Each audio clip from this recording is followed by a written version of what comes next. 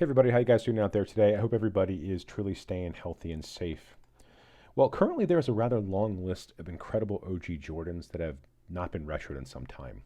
Significant and even iconic moments in Michael Jordan's career took place while wearing these particular silhouettes and colorways, yet these shoes remain shelved. I've been seeing some of the potential releases start to trickle in for 2021, and so far I haven't really been that impressed with what I'm seeing. Jordan Brand is releasing what I'll call a lot of shoes, while all these highly sought after models are sitting that myself and millions of other people want badly. Especially since the airing of The Last Dance. As soon as that first episode aired, as many of you know, the price of the Air Jordan skyrocketed. Some models, and I'm going to use the Air Jordan 14 Last Shot as an example. That shoe retroed in 2018 and sat on shelves. It even ended up in Nike outlets. All of a sudden, overnight, it became a $400 or $500 shoe. One Air Jordan in particular, one that is already highly sought after, and is probably the sneaky grail for most of you out there. The Air Jordan 1 Chicago, much like MJ himself, took off into a new stratosphere after The Last Dance. The shoe that once resold for $500 to $600, as of today on StockX and GOAT, is now selling for anywhere between $1,000 to $3,500 depending on your size. A pair of game-worn autographed Chicago 1s from Michael Jordan's rookie season sold for a record $560,000 in May of this year. Everybody wants to get their hands on this iconic shoe, and who can blame them? If you saw the first two episodes of The Last Dance, the Chicago 1 was heavily featured as Jordan took the league by storm in his first few seasons. They showed him defying gravity in them, dropping 63 points on the Celtics in the Boston Garden in them, wearing them in the All-Star game.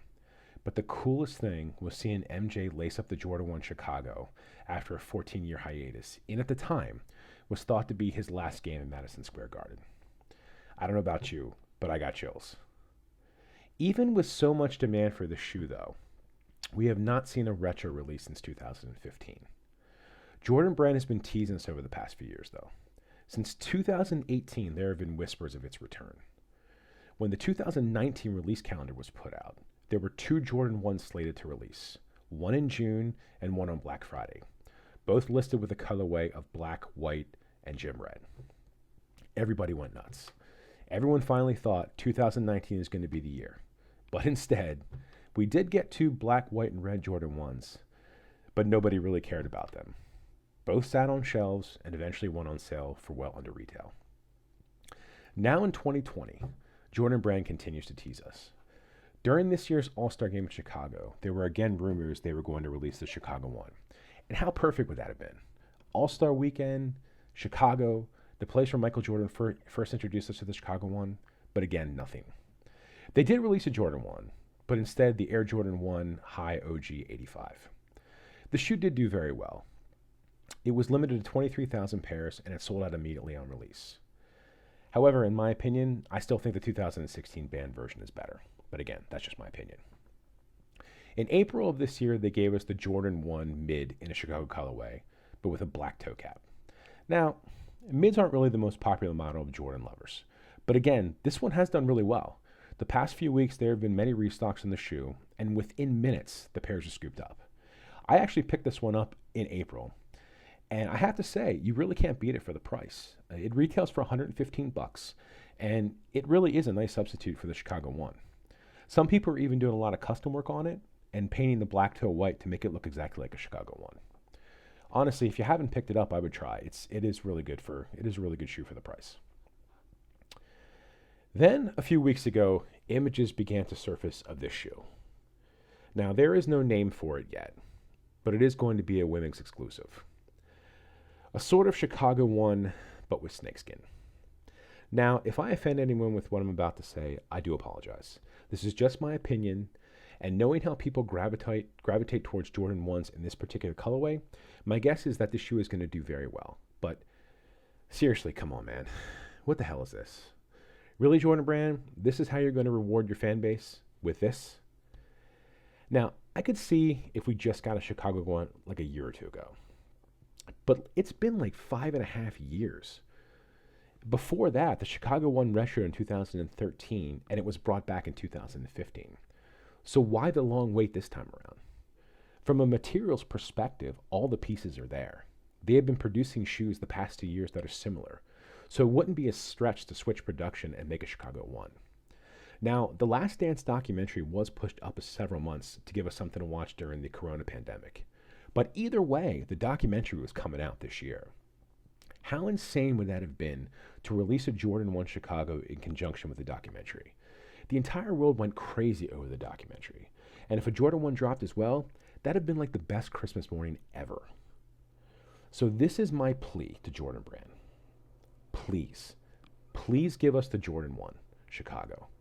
We as fans deserve it. Now, when you do bring back the shoe, because it's just a matter of time, please make the shoe a quality shoe. Don't be cheap. Make the shoe great. Make it the best Jordan 1 ever. I don't know what your cost structure is, the cost per pair, but I can guarantee your profit margin on these shoes is astronomical. If you have to sacrifice a bit of your profit for a higher quality product, again, I think we as fans deserve it. You have given us some garbage over the years, and yet we still purchase the products.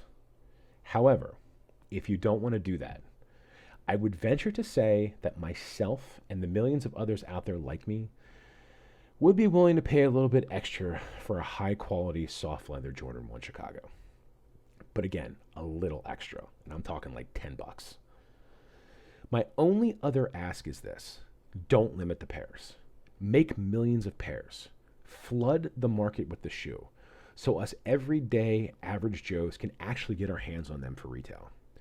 Give us the ability to double, triple, or even quadruple up on them if we want to. Give us the chance to buy a shoe that means something to us.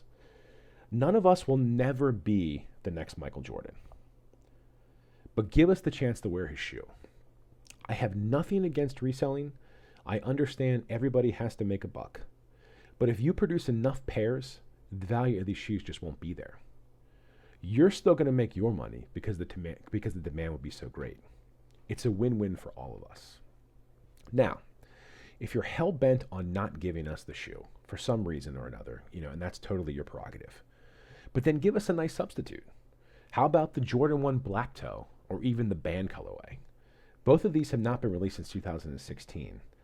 And honestly, I think it's time that we have them again. Well, that's my plea. Jordan Brand, I know you probably won't hear this because I'm a 42-year-old man who grew up watching Michael Jordan and have had no importance in this world. But that is my plea. Well, if you made it this far in the video, I really would like to thank you for watching. I really do appreciate it. If you like what we're doing here on the channel, please subscribe. If you like this video in particular, please hit the like button. If you'd like to know when I upload a new video, you can also hit the notification bell next to the subscribe button. In the comments section, let me know what you think of the video. Also, are there any other pairs of retros that you'd like to have back? I was thinking about the Jordan 2, which is kind of the bastard of the Jordan family, and also some of these Jordan 12s. They're really cool. The Flu Game, Taxi. I mean, they got to bring these back.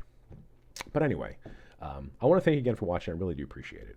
I really do hope everybody out there is staying safe and healthy. This is a very difficult time for us as a country and as a world. And again, just everybody, please stay safe. Well, have a great rest of your day. Again, thank you. I'll talk to you later. Goodbye and peace.